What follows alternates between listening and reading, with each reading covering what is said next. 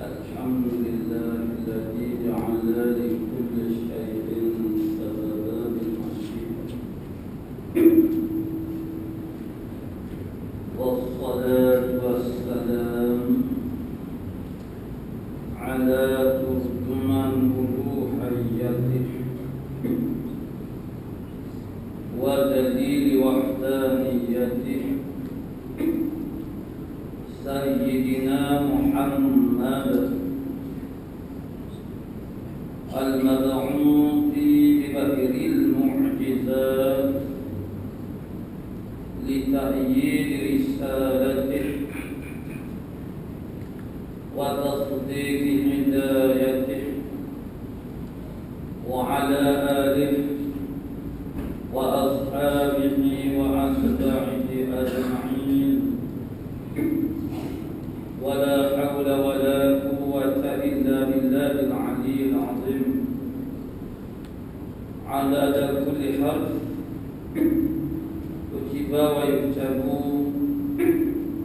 أبد الآبدين ودهر الداخلين. اللهم فقهنا في الدين وعلمنا التأويل. اللهم فقهنا في الدين وعلمنا التأويل. اللهم فقهنا في الدين وعلمنا التأويل. اللهم رب اشرح لي صدري ويسر لي أمري واحلل عقدة من لساني يفقهوا قولي. أما بعد، فقال الشيخ المؤلف رحمه الله تعالى: ونفعنا بعلومه في الدارين آمين يا رب العالمين. قال رسول الله صلى الله عليه وسلم: أشد الناس عذابا للناس في الدنيا، أشد الناس عذابا عند الله يوم القيامة. رواه أحمد عن Khalid bin Walid. Seorang yang mana terlalu banyak menyiksakan orang di dunia ini, ialah yang akan dibalas dengan bersangat dan seksa di hari kiamat kelak. Qala musannif rahimahullah ta'ala, riwayat hadis daripada Ahmad bin Hanbal sampai kepada sahabat, sanadnya ialah Khalid bin Walid. Kata Nabi sallallahu alaihi wasallam, asyaddun nasi 'adzaban lin-nasi fid dunya. Makna asyaddun nas, sekuat-kuat manusia, 'adzaban maknanya menyiksa ataupun menazabkan bagi manusia yang lain. Fid dunia, di atas dunia ni, mana orang yang paling kuat menyiksa orang lain di atas dunia, yang banyak menyakiti. Seksa boleh saja seksa tubuh badan ataupun seksa hati, pun dia ada juga. Mana menyakiti tubuh badan ataupun menyakiti hati, sama. Ataupun dengan kata yang lain, maknanya melakukan zalim kepada manusia yang lain dalam bentuk seksa. Zalim itu banyak. Semua daripada zalim itu maknanya menyiksa manusia. Ini satu dia panggil amaran yang sangat menakutkan maksud. Amaran yang sangat tegas supaya kita tidak panggil berani untuk melakukan perkara ini. Kerana manusia yang paling kuat azab ataupun seksa manusia yang lain di atas dunia, dialah yang paling kuat kena azab di antara dua oleh Allah Subhanahu Wa Taala. Ini dia panggil al-qadru qadar. Qadar ni makna setara mana, cuma mana kita menyakiti, kita seksa manusia atas dunia, akhirat pun balas dia itu sepadalah dengan qadar. Tapi maksudnya qadar dari segi banyak. Tapi dari segi hakikat yang lainnya, bila kita kata akhirat, balasan akhirat, tak kira balasan baik ataupun balasan jahat, dia adalah berganda-ganda daripada di atas dunia. Cumanya, kalau dia kata sahaja asyadu makna bersangat ter. Mana yang paling banyak menyakiti, menyeksa manusia atas dunia, dialah yang paling kuat sekali menyeksa di akhirat itu. Jadi sebenarnya pada hakikat kita menyakiti orang, kita seksa orang, sebenarnya kita seksa diri sendiri. Sebab kerana dengan sebab perbuatan itu kita handle diri kita kepada kena seksa di akhirat itu. Mengikut qadar atas dunia setengah itu. Kita kena kita seksa orang kan. Jadi ni cara Allah mana Nabi nak bagi insan, memberi ketakutan bagi jadi kita tugas berkuih. Dia kerana hakikat zalim. Ni maksud dari dia bagi salah satu daripada juzuk zalim. Zalim itu dia lebih luas ini menyeksa ini adalah salah satu daripada bagai dia. Salah satu daripada naum mana bagai dia sebagai zalim juga. Sebagaimana zalim pada hakikat, walaupun ulama bagi zalim ini tiga jenis, tiga kategori. Masuk zalim ini yang pertama zalim kepada Allah Subhanahu Wa Taala. Mana az-zalimu lil Allah, mana zalim kepada Allah Taala. Zalim kepada Allah Taala ialah yang pertama meninggalkan wajibat mana perintah-perintah yang wajib atau mana zalim kepada Allah Taala. Yang keduanya ialah melakukan muharamat, perkara yang diharamkan oleh Allah Subhanahu Wa Taala. Namun dia zalim kepada Allah Taala. Yang kedua dia panggil zalim kepada makhluk yang lain. Mana khianat ataupun zalim kepada makhluk yang lain. Dan yang ketiganya ialah zalim dengan anfusihim. Maknanya zalim kepada diri mereka sendiri. Buat zalim kepada kita sendiri. Sama ada zalim itu dalam bentuk dunia, zalim dalam dunia ataupun akhirat. Zalim dunia ni banyaklah kita buat khianat kepada tubuh badan kita, banyak. Pokok kita ni banyak buat khianat kepada tubuh badan sendiri. Jadi merosakkan kesihatan tubuh badan kita sendiri. Kita, bukan orang lain. Itu mana dia pakai zalim? Mana makan banyak yang tak sesuai dengan kita, makan benda yang boleh mudarat akal, mudarat kesihatan, mudarat nyawa. Itu nama dia zalim kepada diri sendiri dalam dunia. Mendedah kita kepada bahaya nyawa, bahaya kesakitan tubuh badan. Itu dia panggil zalim kepada diri sendiri dalam dunia. Akhirat, yakni zalim dalam arti kata kita mendedah diri kita kepada api neraka ataupun murka Allah Subhanahu Wa Taala. Tapi walaupun tiga jenis zalim mana bagi tiga jenis zalim ini, hakikatnya dia lebih kepada bila sebut kata zalim dalam Quran kita baca tafsir, akhirnya dia akan tafsir dengan makna linam fusidin. Mana buat zalim bagi diri kita sendiri. Kita zalim kepada Allah Taala, mana tiga wajiban, mana perintah wajib Allah Taala wajib yang kita buat, kita tak buat, disebut sebagai zalim kepada Allah Taala, hakikat zalim kepada kita sendiri.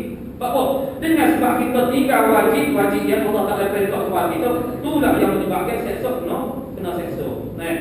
Dengan sebab dibuat benda-benda haram, itu makna dia zalim kepada Allah Taala. Hakikatnya zalim kepada diri sendiri. Mana dengan sebab buat benda yang haram, mana seksa, kita dedahkan kita kepada akhirat. Mana hakikatnya zalim kepada diri sendiri.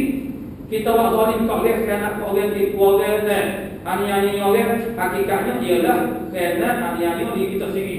Sebab bila kita khianat kat orang, buat zalim kat orang, apa tak lagi mana makhluk ni, maknanya Allah Ta'ala kalau orang kita bertobat itu, kalau kena dengan cara dan kata dia, Allah Ta'ala boleh terima bila-bila masa malaikat sakaratul maut dan matahari terbit sudah gagal. Tapi manusia walaupun kita nak minta maaf dengan dia, walaupun kita sudi nak minta maaf dengan dia, belum tentu dia sudi nak memberi kemaafan kepada kita. Jadi menzalimi manusia itu lebih bahaya. Sebab untuk mendapat kemaafan itu payah. Kita nak minta maaf payah. Kalau kita sudi nak minta maaf, belum tentu dia maafkan kita. Jadi kita wajahnya kepada hakikat, wajahnya kepada diri kita sendiri. Mana antaranya yang disebut dalam bab hadis muflis. Hadis muflis makna Nabi tanya sahabat-sahabat tahu kata orang muflis akhirat. Sahabat kata Allah dan Rasul tahu, kami tak tahu kan muflis dunia ni kami tahu kan. Mana aset harta seorang mana hotel, mana sesuatu itu lebih banyak daripada SR itu dia pakai muflis dunia. Nah, muflis akhirat Nabi cerita, nah, orang yang ada kesalahan dengan manusia yang lain, dia tak ada selesai di atas dunia, maksudnya dia tidak dimaafkan ataupun dihalalkan di atas dunia oleh manusia yang dia bersalah kepada manusia itu. Akhirnya di akhirat pula dah dua tiga cara, ialah dengan cara, nah, kita kena bagi segala hasanah kebajikan kita itu kepada dia. Sehingga kesalahan kita yang sebegitu banyak dengan orang tua orang ini, akhirnya habis segala hasanah. Karena kebanyakan hasanah itu tak banyak itu buat mana kebajikan ataupun pahala. Habis bila habis, akhirnya kesalahan kita masih ada lagi berbakti dengan makhluk. Akhirnya kesalahan orang itu belum Allah panggil diberi pada kita. Mana dosa orang kita panggil mana tanggung dulu. Itu mana maknanya kita buat dosa mana waktu nak kuat zalim kepada dia. Hakikatnya sebenarnya ialah zalim kepada diri kita sendiri. Itu hakikat. Yang sebab tu untuk orang panggil zalim kerana kepada dia, kena minta banyak kerana ialah kalau kita nak minta maaf tu pun kita nak minta maaf dengan orang itu payah. Kalau pun kita ni ada kekuatan nak minta maaf, pun benda tu orang itu sudi nak maafkan kita. Jadi sama lah.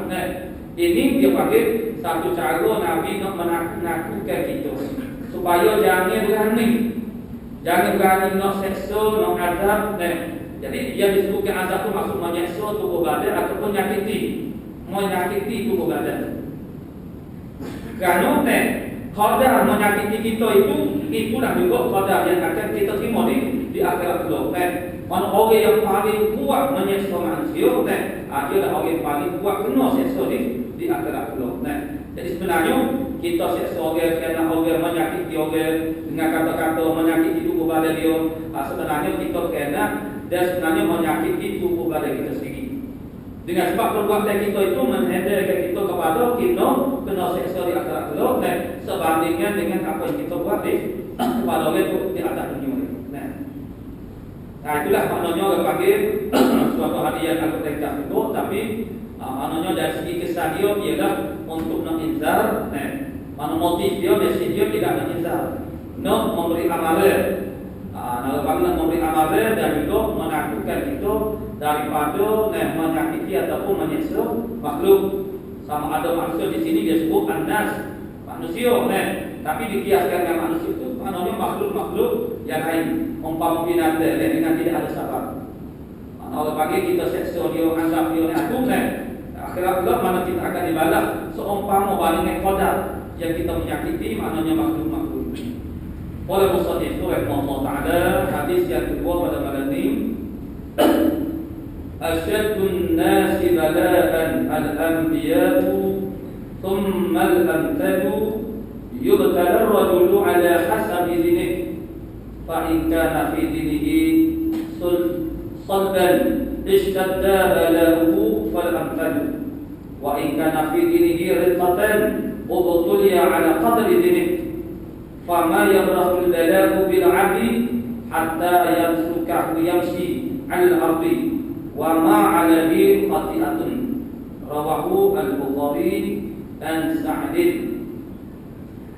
Mana riwayat daripada Imam Bukhari sampai kepada Sa'ad. Mana Sa'ad itu mana peringkat sahabat. Maksud daripada hadis ini, yang paling keras percubaan Allah, mana asyaddun nasi bala'an. Jadi hadis ini kepala hadis ini rasanya ada dulu mana hadis yang agak ringkas, tapi hadis ini panjang sikit. Dia hadis ini kadang-kadang mukarrar ini mana berbulan-bulan. Berbulan-bulan itu karena setengah daripadanya hadis itu disebut dengan ringkas. Kemudian pada masa yang lain Nabi menyambung ucapan dia, ucapannya sambung kemudian ada tambah dulu. Bermakna dari hari itu akan jadi lebih panjang, dia akan jadi lebih banyak. Tapi dari segi kepala dia itu permulaan yang kalam, maka dari Nabi perkataan Nabi itu aku sambung. Suatu riwayat yang lain diriwayatkan seumpamanya hanya satu ayat saja. Pada ayat mana satu jumlah satu kalam daripada Nabi. Pada riwayat yang lain ada ziyadah, ada tambahan. Itu kebiasaan berlaku pada hadis. Jadi kata Nabi, yang paling keras percobaan Allah Ta'ala, ataupun asyaddun nasi baladan, mana yang paling kuat, yang paling dahsyat, Allah panggil kena bala Allah Subhanahu Wa Ta'ala. Dan ikhtibarnya, ikhtibar maknanya percobaan, sama lah, percobaan dan ikhtibarnya itu sama, maknanya sama. Ikhtibar itu bahasa Arab, ikhtibar. Yang paling keras percobaan Allah Ta'ala, mana percobaan, ujian daripada Allah Ta'ala. Balad, diterjemah daripada perkataan baladan. Balad, mana bala itu ialah dia panggil imtihan, mana ujian daripada Allah Ta'ala, cobaan daripada Allah Ta'ala. Dan ikhtibarnya sama. Dalam hal itu dia sebut baladan saja. Kemudian diterjemahkan percobaan Allah dan ikhtibarnya. Ikhtibar itu sama lah, maknanya percobaan. Jadi yang paling keras percobaan atau ujian Allah Ta'ala di kalangan hamba dia ialah pada Nabi-Nabi Al-Anbiya. Ini suatu kaedah dan satu dasar yang mustahab kita fahami.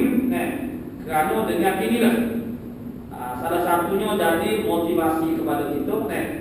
Inilah yang menjadikan orang beriman itu dia jadi kuat semangat. Dan orang beriman ini makna orang yang paling bermotivasi, tidak mudah putus asa. Sifat mudah putus asa itu ialah sifat orang kafir. Cara orang beriman melihat sesuatu perkara yang berlaku, itu berbeza dengan orang kafir.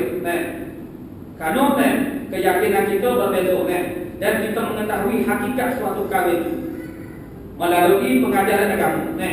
Seumpamanya secara zahirnya, kita menanggapi mana bala musibah itu sebagai perkara yang tak baik. Tapi sebenarnya itulah sebagai suatu orang bagi kayu ukur penanda aras tentang kedudukan makom makanah kedudukan seorang hamba itu di sisi Allah Ta'ala sebenarnya. Tapi oleh kerana kita tidak faham, menyebabkan cara kita fikir dan menanggapi masalah itu dengan cara berlainan. Itu dia panggil, kalau panggil kesalahan dan kita kata persepsi kita terhadap perkara yang berlaku itu, yang kita rasa benar ini tak malai. Padahal sebenarnya inilah Allah yang menjadikan seorang itu Allah panggil mulia dan tinggi di sisi Allah Subhanahu Wa Ta'ala. Jadi macam mana suatu perkara yang itulah sebabnya menjadikan itu dekat dengan kita kata benar itu tak malai. Orang beriman akan melihat benda ini sebagai perkara yang sangat baik. Dengan sebab itu dia akan jadi bermotivasi. Orang yang paling keras percobaan Allah Ta'ala dan ikhtibar ujiannya ialah sampai para Nabi-Nabi. Orang yang paling dekat dengan Tuhan, orang inilah yang paling kuat kena ujian, kena uji dan kena bala. Semakin tinggi kedudukan seseorang itu, tak ada lebih daripada Nabi Rasul.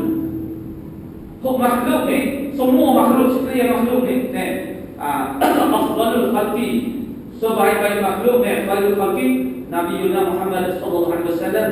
Nabi kita Muhammad sallallahu alaihi wasallam diikuti oleh para rasul yang lain. Yang paling azmi 4 orang lagi cukup 5 orang sekali dengan Nabi.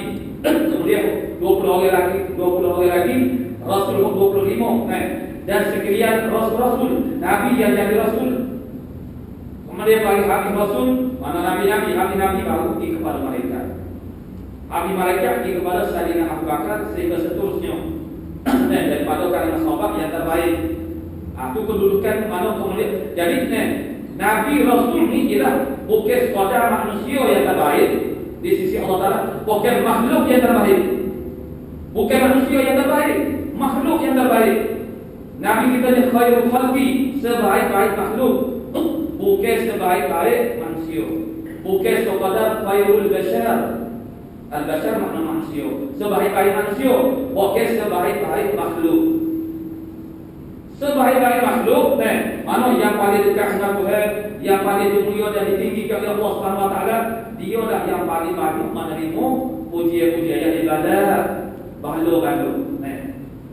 Tapi kita berhak Tuhan, kita bila kena bahalu pujian mana musibah apa kita kata di apa lah, apa nasib kita macam ini, kita akan merenung, kita akan berkisah dan orang yang kurang iman, orang tak ada iman, dia akan menyalahkan takdir dan akhirnya dia kecewa dan putus asa dengan kehidupan ini. Karena dia tidak menampuk kebaikan itu bagaimana di sisi Allah Ta'ala. Jadi maknanya yang dia rasa baik itu makna kalau Allah Ta'ala beri kemewahan hidupnya, kemewahan rezeki kesehatannya. Ini maknanya Nabi nak mati sakit. Jadi dulu begitu juga para alim ulama. Itu cara Allah Ta'ala para kekasih-kekasih Allah Ta'ala. Allah Ta'ala nak sakit bagi dosa mereka itu Allah panggil dihapuskan sama sekali. Kalau Nabi Rasul mereka itu maksud tidak kena dosa, tapi selain daripada Nabi Rasul kena dosa walaupun awliya indah, tapi dengan kode yang paling sedikit. Tapi karena Allah Ta'ala no, mereka ini berjumpa dengan dia, dengan Allah Ta'ala, dengan keadaan yang paling bersih, lalu Allah Ta'ala jadi dia bala-bala. Apatah lagi hampir-hampir dia teruskan hati ditimpa penyakit itu satu cara Allah Ta'ala nak kifarat dosa mereka. Sehingga segala sakit-sakit mati, sisa-sisa dosa hati kecil tak ada dihapuskan dengan sebab sabar dan redha mereka dengan malu-malu. Itu cara beriman melihat musibah dan juga bala. Jadi manusia yang paling kuat dipuji ataupun penolong ialah para nabi. Kemudian yang mengiringi mereka itu alaihi wassalatu wassalam. Begitulah seterusnya diikhtibarkan seorang itu mengikut sebanyak sedikit agama. Mana summan amsalu kemudian orang yang membawa sikit pada Nabi. Jadi Rasul paling tinggi mana Rasul Nabi bawa pada Nabi ialah min awliyaillah, daripada wali-wali Allah, daripada kekasih-kekasih Allah Subhanahu wa taala yang mereka sampai kepada maqam mahfuz juga dipelihara oleh Allah Subhanahu wa taala. Yang Allah Taala sebut dalam hadis kursi itu ada dalam Falasi Matan Al-Ba'in Imam Nawawi yang Allah Taala berfirman dalam hadis kursi ini, "Fa'idza ahbatuhu kuntu basarahu alladhi yusiru bi", sehingga akhir hadis. Mana oleh karena mereka ini melakukan amal-amal yang sangat hebat sehingga Allah Taala jatuh cinta, jatuh kasih kepada mereka. Dan apabila Allah Taala kasih kepada mereka, ini cerita menjadi wali yang Allah Taala sebut dengan mukadimah hadis ini, "Man 'adali wali faqad adantu bihablin", siapa dia yang memusuhi wali aku isytiharkan perang terhadap itu. Kemudian Allah Taala cerita tentang ciri-ciri kriteria orang yang jadi wali macam mana. Sehingga apabila dia itu melazamkan dengan amal yang menjadikan itu sebagai kekasih Allah Taala, dan Allah Taala kasih kepada hamba ini, Allah Ta'ala memimpin segala anggota kepada dia sahih dan batin. Sehingga apa sahaja yang terbit daripada dia ialah kali yang baik mana yang soleh. Jadi yang mengiringi para rasul Nabi asal dia min awliyaillah, daripada para waliullah. Selain pada Nabi Rasul, maka paling kita adalah wali yang Allah Ta'ala sebut dalam Al-Quran, "Ala inna awliya Allah la khaufun 'alaihim wa la hum yahzanun." Dari poin Allah Ta'ala sebut bagaimana ini takrif daripada Allah Ta'ala. Wali Allah, "Ala inna awliya Allahi", ketahui olehmu bahwasanya para wali Allah Ta'ala itu yang macam mana? Itulah "Ala inna awliya Allahi la khaufun 'alaihim wa la hum yahzanun", mereka yang tidak ada rasa takut. Yang ini untuk kaum-kaum yang akan datang, yang belum berlaku. Kita ni banyak takut. Benda tak berlaku lagi, kita lebih baik, kita takut. Macam-macam kita takut. Kalau yang paling letih kita takut, kalau takut orang kata cukup. Takut orang kata itu telah menghalang kita daripada maju dari agama. Maksudnya seperti untuk kalau panggil dalam ibadah, nak buang ibadah pasti takut orang kata kita di warung. Jadi kita tegur tak buat dah. Atau benda yang tak perlu dilakukan dari agama, tapi kita terpaksa buat, takut orang tak sayang dengan kita. Kita kena buat benda ni, kalau tak buat pun tak apa, tapi kita terpaksa buat habis belanja banyak kerana nak sayang agama. Kita takut kalau orang itu tak sayang dengan kita. Banyak orang kita takut orang tak sayang, takut orang kata, takut orang ragu, Tuhan ragu apa kita takutnya orang ragu. Dan mana lagi kita takut kita tak dapat apa yang kita inginkan. Jadi takut mana jadi seorang ibu bapa takut bimbel terhadap anak-anak bawa motor belet-belet anak bimbel duduk bawa bangku semua juga ibu bapa takut anak dia oleh panggil cemerlang dan oleh panggil pepresiden sebelum takut dengan sebab itu ibu bapa tu kancil ambil ibu bapa perlu lebih pada pelajar habis takut hantu. Tu lah panggil ketakutan kita terhadap segala sesuatu yang belum berlaku itu. Itu yang menyebabkan kita jadi sekarang tu. Sekarang ini ialah orang panggil bersyirik hati, orang panggil rasa takut dan juga kecewa, duka cita walahum yahzanun, dan mereka itu tidak rasa duka cita. Duka cita perkara yang telah berlaku. Sebelum daripada berlaku yang ni kita tu dia benar-benar anak kita tu dia mau mari kita, mari orang panggil mari kita kata naik motor tu boleh ke sana dekat tu langsung tempat tu dekat kita duduk berapa duduk bimbang dulu takut berlaku bawa model yang mau royak kata duduk hospital kita tak bimbang dah. Batu kok takut ni biasanya dia bertukar kepada perasaan kecewa, rasa duka cita kecewa nyomu anak pengajar tu kalau duka cita nyomu duka cita. Batu habis bawa tu tiba bawa dulu takut pula ataupun anu jalan dulu memang kita tak habis dengan takut dan juga duka cita. Takut duka cita selama lagi tu ada benda lagi maknanya kita tak jadi wali hukum bukan mana walaupun aku macam mudah saja mana tak ada rasa takut dan tidak ada rasa duka cita itu yang ibarat daripada kita tu sekarang mana mutmainnah mana tenang maksudnya tenang tak takut tak duka cita duka cita benda yang kita terlepas, benda yang kita tak dapat benda yang kita tak ingin berlaku, benda tu berlaku seperti kerugian harta benda kira-kira yang kita sayang terlepas keluar itu dia panggil kecewa, duka cita, keras akhirnya menyebabkan timbul putus asa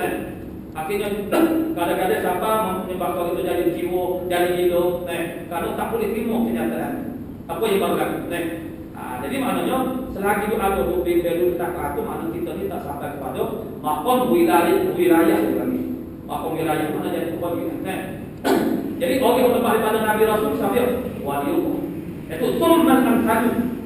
Jadi kalau Nabi Rasul ini menduduki tangga yang teratas tentang apa dia asyadun nasi baladan maknanya menerima bala ujian Allah Ta'ala yang paling hebat, yang paling kuat para Rasul, para Nabi kemudian mereka yang mengiringinya yang ada sekutu dia pada agama di sisi Allah Ta'ala mereka yang lebih hebat jadi maknanya seseorang yang menerima bala yang hebat yang itu sebenarnya ujian imtihan Allah Ta'ala tujuannya Allah Ta'ala nak angkat ataupun nak naik pangkat itu tapi sering kali kita ni gagal tak lulus dengan ujian sebab apa?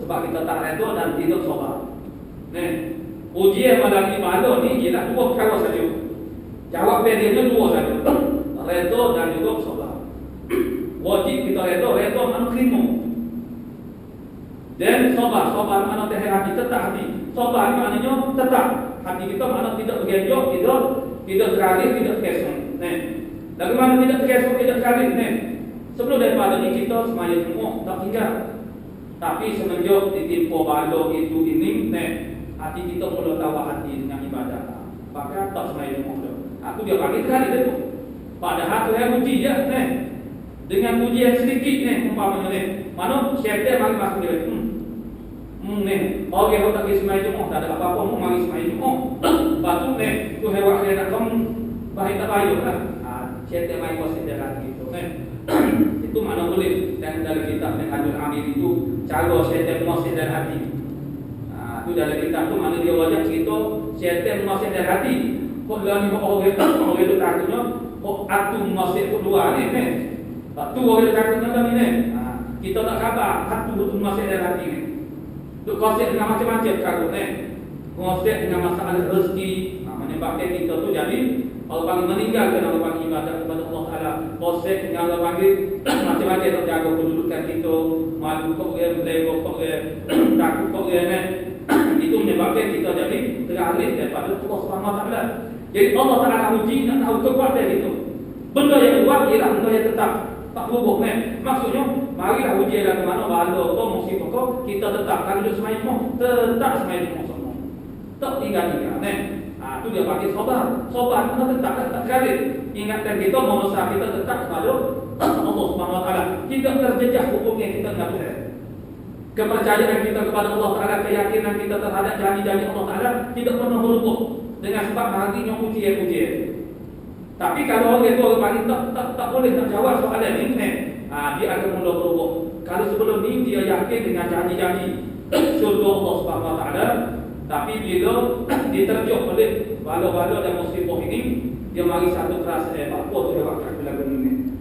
Dia mari fikir lagi tu, Jadi dia macam fikir kata hebat tak molek ke dia, Lalu dia mula renggang dengan Allah Taala. Keyakinan dia terhadap Allah Taala mula renggang. Jadi pahu jadi longgar. Akhirnya Allah panggil lama-lama dia mula kes jauh daripada Allah Taala. Itu Tuhan uji. Akhirnya dia bukan saja tak naik pakat, bukan turun pakat. Itu dia tak khabar. Jadi ni kita kena faham. Semakin dekat kita dengan Allah Taala, semakin kita nak jadi orang yang lebih baik dan terbaik, semakin kuat ujian dan bala-bala daripada Allah Subhanahu Wa Taala. Ini adalah sunnah Allah Taala memperlakukan kepada hamba-hamba itu. Mana cara Allah Taala sistem Allah Taala nak mengangkat seorang hamba itu ialah menganggap dia dengan bala-bala, dengan musibah-musibah. Jadi oleh kerana kita tak faham ini, kita anggap dia benda ni jadi terbalik. Terbalik itu maksudnya kena kita apa malam-malam kita ni taat kepada perintah Allah Taala, Tuhan buat kepada kita macam ni. Ni tak ada tak aci lalu ni.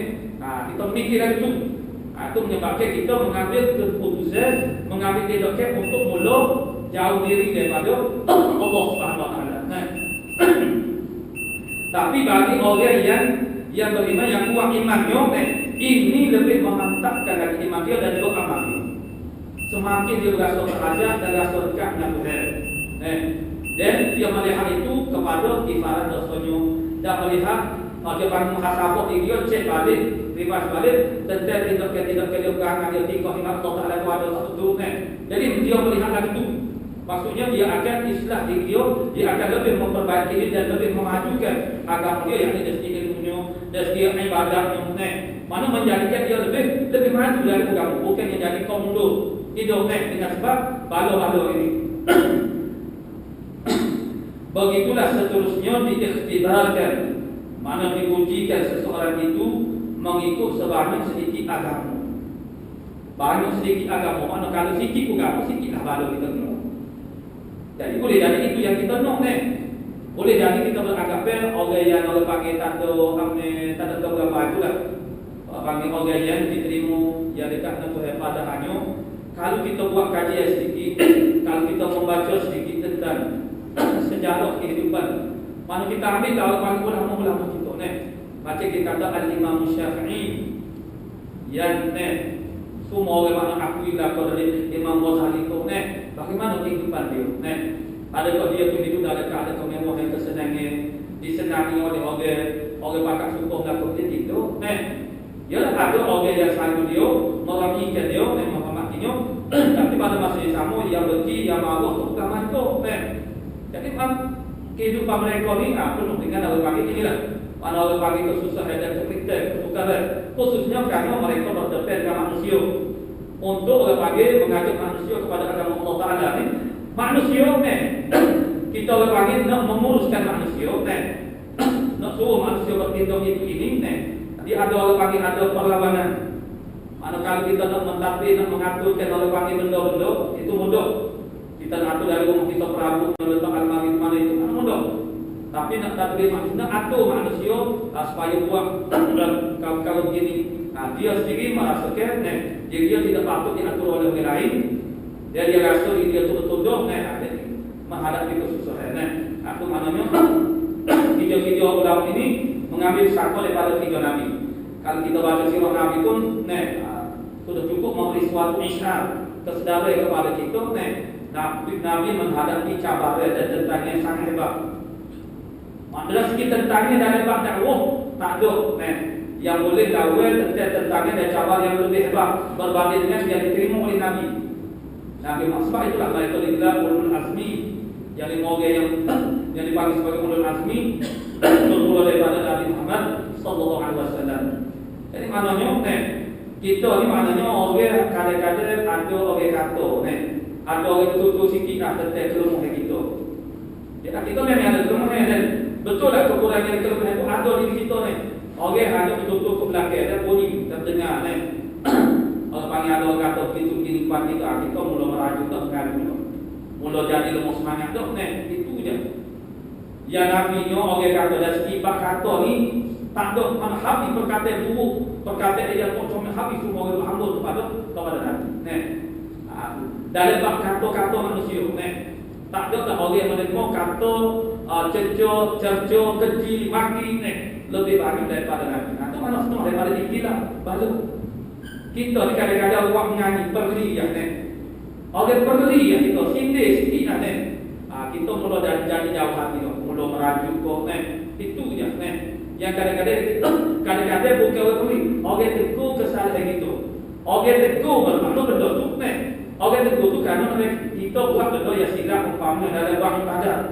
Lalu orang tegur tu juga dia nak memperbaiki kita, tapi kerana kita rasa tercela ego kita sini, kita mula merajuk, mula mari semai semua. Tiba-tiba adalah orang tengok kita semaya ni ada tak kena, dia tegur, lepas pada tu pakai tak mari semai semua. Tu ya, maksudnya panjang begitu, setakat tu ya, sedangkan Nabi berapa nama orang kata tu tak betul. Ni orang tegur ni betul, itu pun kita tak boleh terima. Itulah cara orang panggil Allah Ta'ala meletakkan kedudukan hamba-hamba dia. Inilah cara dia. Jadi kita kena berfikir dengan cara macam ni.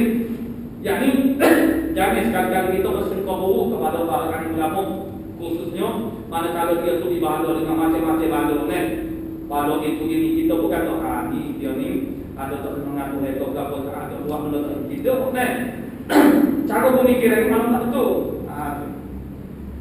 Mana pokok sepatutnya kita kena fikir bahawa orang yang paling dekat dengan Allah Ta'ala itulah orang yang paling banyak dipuji dan ikut dibalurkan. Maka jika keras dia pada agama, dia sebut keras mana? Jika kuat dia pada agama, keras pula percobaan. Mana kalau dia tu kuat pada agama, percobaan ujian pun kuat juga. Hatta sehingga bersentiasa dalam ikhtibar itu terhadap berhadap kepada hamba Allah Ta'ala buat menguji atau menghapuskan cemar-cemar kesalahan, mendosa, kifarat dosa. Sebagai ujian satu fungsi yang bagi bala ni yang pertama ikhtibar, mana ujian bagi nak menguji iman sebagai itu. Yang keduanya ialah kifarat dosa. Kifarat dosa mana? Musibah dan bala ni ialah berkifarat dosa yang sangat hebat. Maksudnya dengan cara kita sabar dan redha. Kalau kita boleh sabar dan redha dengan musibah atau bala, itu adalah satu cara, satu kaedah untuk kifarat hapuskan dosa. Sedangkan kita bertobat juga, istighfar juga, amal soleh juga, dia di atas dunia kita boleh dosa kita boleh dihapuskan dengan cara istighfar, dengan cara tobat, dengan cara amal soleh. Kita doa amal soleh ini telah terkifarat setengah-setengah daripada dosa kecil. Dan yang keempatnya ialah dengan cara sabar dan redha dengan musibah dan juga bala-bala. Semakin besar saiz musibah atau bala itu, maka kifarat dosa pun besar juga banyak juga. Dengan sebab itu Nabi ajar kepada kita, alhamdulillah likulli halin wa ala kulli halin. Alhamdulillah, syukur puji bagi Allah Ta'ala bagi tiap-tiap suatu dan di atas tiap-tiap suatu. Bagi tiap-tiap suatu ini kepada bahasa bahasa. Bagi itu bahasa Arab mana? Li mana bagi. Bagi itu maksudnya kalau yang baik. Seperti kita katakan alhamdulillah dengan sebab kesihatan, keluasan, orang panggil rezeki, gambar saya dapat anu cerita minta. Itu dia bagi li kulli halin. Ala kulli halin, yakni alhamdulillah itu ala di atas tiap-tiap suatu. Tiap-tiap suatu benda yang kita tak cukup. Sakit, alhamdulillah. Musibah, alhamdulillah. Jadi musibah, kena bala ni, alhamdulillah. Bapa, banyak. Sebab apa alhamdulillah. Puji bagi kanu dengan sebab sakit ni baru kita kata, baru kita rasa nak dekat dengan Tuhan, nak berapak dengan Tuhan. Kalau kita tersakit ini, kita ni banyak lalai, banyak teringat Tuhan. Jadi sekalian kita lebih dekat dengan itu, maka itu lebih baik. Jadi alhamdulillah. Anak kita nenek sini sakit, alhamdulillah tak hidup, dia 4 kilo duduk dalam rumah. Anak orang luar sekampung itu, jadi alhamdulillah itu, banyak cara tanggapan itu. Itu makna ada di kulli halin wa ala kulli halin. Sebab itulah tidak ada apa yang berlaku kepada orang beriman melainkan baik-baik saja. Semua kalau yang berlaku kepada orang beriman tak ada baik. Sebab itulah Allah Ta'ala sebut dalam surah Al-Asr itu, mana Allah Ta'ala kecualikan manusia daripada yang orang duduk dalam kategori dia adalah orang-orang beriman. Kalau orang beriman dia tidak sia-sia, dia tidak rugi walau sesaat pun, melainkan dia kekurangan beriman. Sebab apabila fa'ila asabahu khairan syakara, apabila mengenal akan dia kebaikan, syakara dia bersyukur, maka khairan dah. Maka itulah yang terbaik baginya. Fa'ila mana wa in asabahu syarr, dan sekiranya mengenal dia dengan syarr, kejahatan maksudnya sakit, kesempitan, difitnah, dianiaya atau mana, sabar dia sabar, maka khairullah, maka itulah yang terbaik baginya. Jadi orang beriman dia sentiasa melakukan tindakan yang betul, tindakan yang menguntungkan baginya. Kalau dia dapat nikmat, dia dapat keluasan, dia dapat kepintaran, kecerdikan, dia banyak bersyukur, menjadi hamba yang sangat bersyukur dengan nikmat itu, maka itulah yang terbaik baginya. Dan kalau dia tu pagi di mana di musibah dapat benda yang tak baik, sabar dia sabar, maka itulah yang terbaik. Duduk dari keadaan redha, sabar dengan segala kekurangan, ataupun kalau pagi kezaliman orang terhadap diri aku, mana itulah yang terbaik bagi dia, kerana dia akan dapat pahala dari itu di para tersebut yang sangat hebat. Karena sebab itulah Allah sebut kami orang beriman adalah orang yang sangat bermotivasi. Kalau kita bahas rumus mana dalam kehidupan kita itu menanda, itu satu penanda aras pengumpul kayu ukur kepada iman itu. Apa kita rasa rumus mana dari itu? Kalau kita sakit, orang sakit biasanya jiwa dia dalam keadaan keras, keadaan putus asa. Kalau umpama remaja, kalau dia melihat kepada remaja-remaja lain yang aktif cerdas, boleh main bola, boleh main, sedangkan dia itu sakit, jadi dia rasa keras, tak kecewa. Tapi seandainya dia mengetahui hakikat yang sebenar, sudah pasti dia akan bersemangat, bermotivasi. Kerana segala orang panggil kekurangan kelemahan dia terima pada masa itu sebenarnya itu ajaran kepada dia kebaikan dan orang panggil ganjar yang sangat hebat. Dan hikmah-hikmah yang lain banyak yang akhirnya kita akan orang panggil akan dapat melihat benda itu. Umpamanya kita yakin bahasanya Allah Ta'ala kalau kita sakit, kita yakin, atau kalau kita miskin, kita yakin Allah Ta'ala sudah tahu bahasanya kalau kita jalan panggil luas, kita tidak ingat ke dia. Kalau kita ni sehat, kita ni tak ingat kepada dia, mana lupa diri. Tapi bagi orang yang Allah Ta'ala jadikan dia itu keluasan bagi rezekinya dalam keadaan dia taat kepada perintah Allah Ta'ala, itu kerana kebaikan dia itu dengan keluasan, dengan kekayaan. Kebaikan itu kita tidak tahu dengan apa, boleh jadi dengan panggil kecerdikan. Kecerdikan itu membawa kepada banyak masalah dalam kehidupan manusia. Mana terlampau cerdik, tak dengar kata orang dari aku jadi sombong, tak boleh terima pandangan orang, terdapat orang kalau dia tu cerdik sangat. Itu tak boleh kok. Terlampau cerdik. Dia dari sejarah Islamnya, firqah kumpulan yang tersempit daripada orang panggil ahlul Islam ini, macam Mu'tazilah, Syiah, kata banyak lagi. Ini daripada manusia-manusia yang sangat cerdik, brilliant, mana orang panggil genius, mana otak tu cerdik sangat, sehingga orang panggil tidak boleh menerima seadanya perintah Allah Subhanahu Wa Taala. Cuba memikiri orang panggil lagi kita ni ada dua, satunya dia bagi ta'abudi, satu lagi ta'akudi dalam perintah agama. Ta'akudi ni benda yang kita boleh kerti, atau benda yang kita boleh kerti, seperti wajib kita basuh ego. Kita kerti kalau tidak, kita kerti lah. Kalau tak basuh pulang tunggu kita. Tapi ambil air semaya kita kerti ke tu. Maksudnya kita faham apa kena basuh buku, apa kena basuh tangan, apa tidak basuh anggota yang lain. Bagi itu kita tak kerti. Tapi apa kita buat lagu kita Allah ikut Nabi buat lagu itu kita buat lagu. Apa maksudnya itu sudah kepada agama. Jadi mana kalau kita tak tahu di sebalik itu mana tidak ditaklif, tidak diberatkan kepada kita untuk faham. Sebab tu dia bagi benda tu ta'abudi. Ta'abudi mana kita pakai ilmu daripada agama lagu. Apa manasik hajinya begitu. Itu kerana orang panggil dia ada penjelasannya kerana mengambil daripada contoh perbuatan Nabi Ibrahim umpamanya. Tapi tidak apa-apa tidak cara yang lain. Itu kerana itulah manasik haji yang telah ditetapkan pada syariat kita. Apa yang perlu kita kerti dan apa yang kita tidak kerti. Oleh muslimah Allah Ta'ala. Jadi sehingga kadang-kadang sentiasa bala-bala itu sentiasa berhadap bala semua kepada dia. Sehingga orang panggil itulah sebenarnya menjadi kifarat kepada dosa-dosa dia. Jadi maksudnya daripada hadis kita Allah Taala di sinilah tampuk di sinilah tempat hamba-hamba Allah Taala membuka mata bahawasanya hikmah percobaan itu buat menghilangkan kecemaran penderhaka. Kecemaran penderhaka itu maksudnya dosa, maksiat. Jadi nampaklah kepada kita, buktilah kepada kita sebenarnya rupa-rupanya dia ada satunya Tuhan nak angkat kedudukan kita naik pangkat. Itu maknanya ikhtibar. Tapi biasanya kita ni gagal tak dulu. Yang keduanya kifarat dosa. Mana mengkifarat dosa kita. Lalu kita tak rasa sangat mustahab dengan terhapusnya dosa kita. Kita ni buat dosa sekali. Dia sangat mustahab Allah panggil kita membersihkan diri kita sebelum daripada berjumpa dengan Tuhan. Kita berjumpa dengan Tuhan di akhirat kelak dengan bawa dosa boleh menyakitkan. Sangat mustahab kita berjumpa dengan keadaan bersih dengan Allah Subhanahu Wa Taala. Maka semua daripada kalau kita pun sudah ada istiadat persiapan memahami tentang mustahab pentingnya kita berjumpa dengan tak bawa dosa, maka apabila salah satu daripada cara pun kifarat penghapusan dosa ini ialah dengan cara kita redha dan sabar dengan bala-bala. Maka kalau begitu kita akan rasa senang hati bukan kita pisah cari bala, cari musibah, tidak tak payah.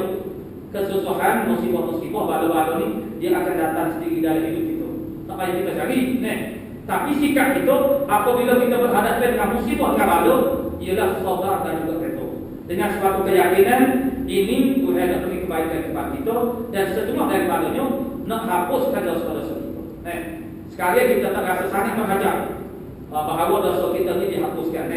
Esok bila kita mati masuk sampai dari kubur, barulah kita tahu benda yang paling kita nak pada masa itu dia penghapusan makna dosa yang ini maghfirah daripada Allah Taala. Sehingga kita doa kepada orang mati ini ada tak? Allahumma ighfir lahu, ampunkan baginya. Pokoknya yang jadi imam semaya jenazah itu biarlah anak dia.